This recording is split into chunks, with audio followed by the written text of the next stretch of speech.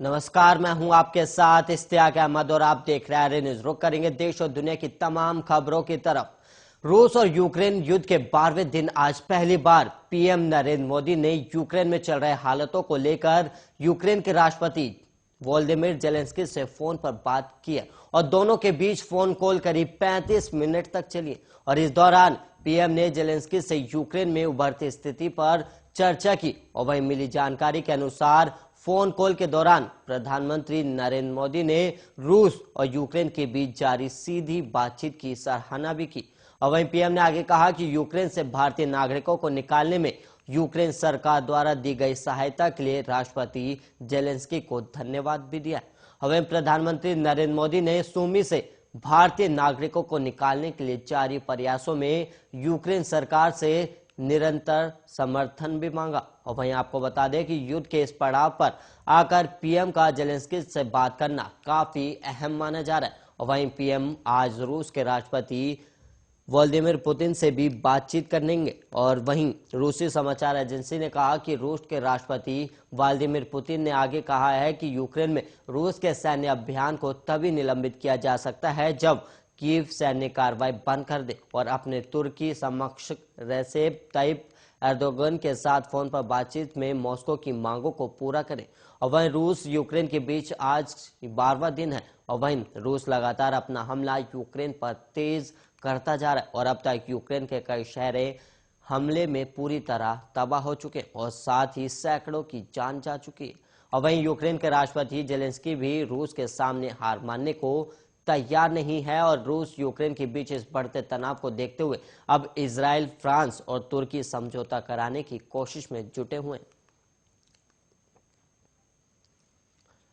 और वहीं केंद्रीय मंत्री हरदीप सिंह पुरी सोमवार को हंगरी से भारत लौट आए हैं और वहीं ऑपरेशन गंगा के तहत हंगरी के बुडापेस्ट से उन्होंने 6,711 भारतीयों को रेस्क्यू किया और इस रेस्क्यू किए गए भारतीयों के आखिरी बैच के साथ सोमवार को वो इंडिया लौटे और केंद्रीय मंत्री ने ट्विटर पर खुशी जाहिर करते हुए लिखा कि बुडापेस्ट से हमारे 6,711 छात्रों के अंतिम बैच के साथ दिल्ली पहुंचकर काफी खुश हूं और ये युवा जब अपने घर पहुंचेंगे और जल्द ही अपने माता पिता और परिवारों के साथ होंगे तो उनके घर में खुशी, उत्साह और राहत का माहौल होगा। और इसके अलावा आपको बता दें कि यूक्रेन में बड़ी संख्या में भारतीय फंसे थे और वहां हालत खराब होते देख फंसे हुए भारतीयों को निकालने के लिए केंद्र सरकार ने ऑपरेशन गंगा की शुरुआत की थी। इसके तहत प्रधानमंत्री नरेंद्र मोदी ने 4 केंद्रीय मंत्रियों ज्योतिरादित्य सिंधिया, हरदीप सिंह पुरी, किरेन रिजिजू और वीके सिंह को हंगरी और रोमानिया, स्लोवाकिया और पोलैंड भेजा था और ये देश यूक्रेन से लगे हुए इन मंत्रियों की जिम्मेदारी यूक्रेन में फंसे भारतीयों को इन देशों के बॉर्डर से निकालकर भारत भेजने की थी और वहीं वीके सिंह ने पोलैंड में मोर्चा संभाला है तो वहीं हरदीप सिंह पुरी ने हंगरी में कमान संभाली थी और रोमानिया की जिम्मेदारी ज्योतिरादित्य सिंधिया के पास थी जबकि स्लोवाकिया से किरेन रिजिजू भारतीयों को निकाल रहे थे।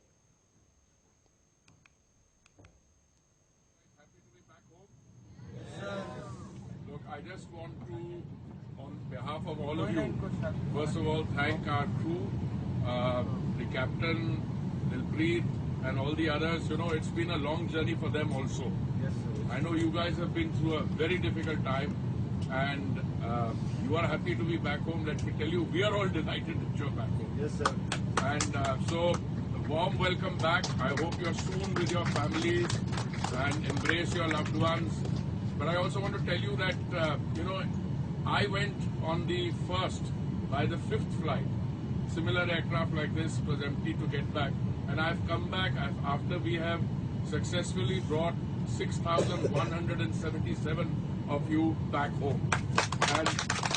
this is the 31st flight. We've had some anxious moments, I'll tell you. Sometimes we were not sure where you all were. But I also want to assure you that the few who are remaining there, we are in touch with them, the control room, and the Prime Minister is personally committed to bringing each one of you back home. But I want to thank the crew. They started, the one set of crew flew the aircraft from here to Rome, the second from Rome to Budapest, then Budapest to Georgia and here. So they've all joined in an exemplary manner.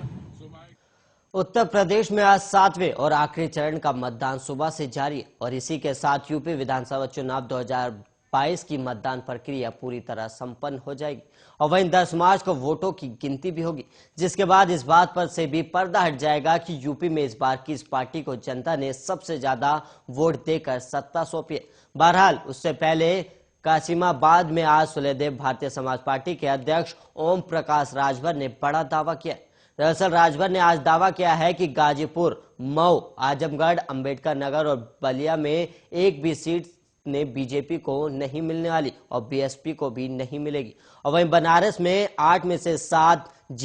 सीटें हम जीतेंगे और वहीं पूर्वांचल में 54 सीटों पर चुनाव हो रहा है और इसमें हम कम से कम 45 से 47 सीटें जीतेंगे।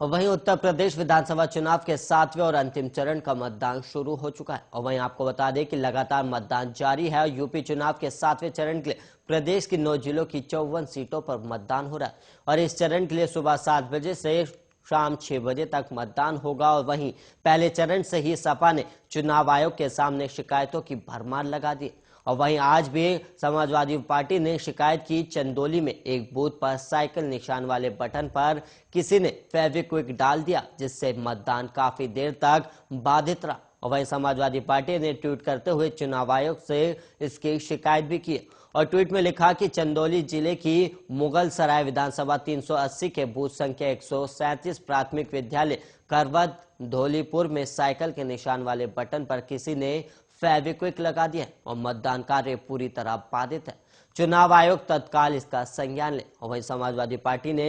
ट्वीट में चुनाव आयोग के अलावा डीएम चंदौली और चंदौली पुलिस को भी टैग किया था। और वहीं समाजवादी पार्टी ने वीडियो ट्वीट कर जौनपुर जिले की केराकत विधानसभा के एक बूथ पर मौजूद पुलिसकर्मी पर आरोप लगाया है और समाजवादी पार्टी की तरफ से ट्वीट में किया गया है कि केराकत विधानसभा 372 के बूथ संख्या 291, 292 पर तैनात पुलिसकर्मी बीजेपी के लिए वोट करने को कह रहे हैं और साथ ही सपा ने चुनाव आयोग और जिला प्रशासन से जल्द ही इसका संज्ञान लेने को भी कहा है।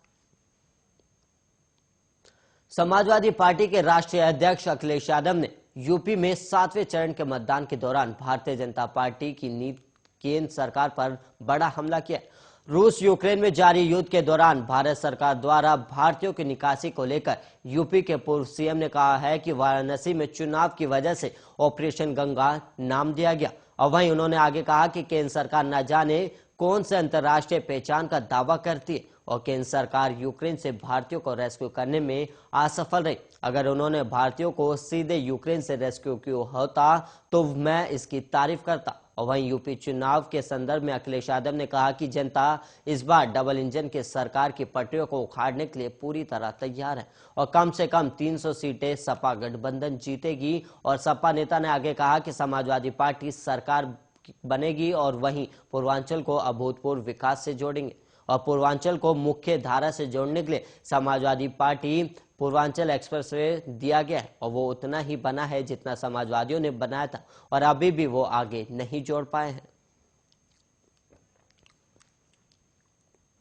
गाजीपुर में भी विधानसभा का चुनाव जारी है और वहीं जनपद की 7 विधानसभा जखनिया, सैदपुर और वहीं जंगीपुरा, जमानिया, जहुराबाद और मोहम्मदाबाद के लिए कुल 28 लाख से ज्यादा मतदाता 92 प्रत्याशियों के भाग्य को ईवीएम में कैद करेंगे और वहीं मतदान कर्मी सुबह 7 बजे से ही मतदेय स्थलों पर पूरी मुस्तैदी से मतदान करा रहे ताकि सुबह 7 बजे से शाम 6 बजे तक बूथों पर 100% मतदान कराया जा सके और वहीं जनपद को कुल 25 जोन और 253 सेक्टर में बांटा गया और इसी के साथ हर मतदेय स्थल पर निष्पक्ष और शांतिपूर्ण मतदान के लिए भारी फोर्स की व्यवस्था भी की गई है।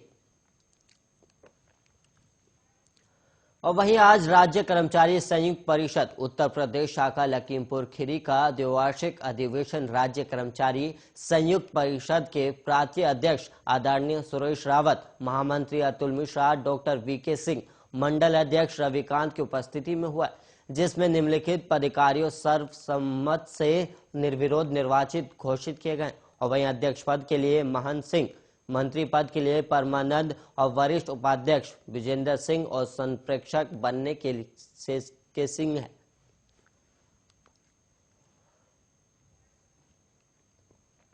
और वहीं लखीमपुर खीरी, जहां एक तरफ यूपी पुलिस पर तमाम तरह के आरोप लगते रहे, वहीं लखीमपुर खीरी से पुलिस का मानवीय चेहरा सामने आया। दरअसल संपूर्ण नगर थाना इलाके की खजूरिया पुलिस चौकी में पुलिस के पास शांति नाम की एक बुजुर्ग महिला अपनी फरियाद लेकर पहुंची थी, जहां चौकी में मौजूद चौकी इंचार्ज मोहम्मद नासिर कुरैशी ने न सिर्फ महिला की फरियाद ही सुनी, बल्कि बुजुर्ग महिला को अपने साथ बराबर कुर्सी पर बैठाकर चाय भी पिलाई और खाना भी खिलाया गया। और वहीं आपको बता दें कि बुजुर्ग महिला अपने देवर के खिलाफ पुलिस के पास शिकायत लेकर पहुंची थी। और वहीं बुजुर्ग महिला की शिकायत को गंभीरता से लेते हुए पुलिस मामले की जांच पड़ताल में जुट गई है।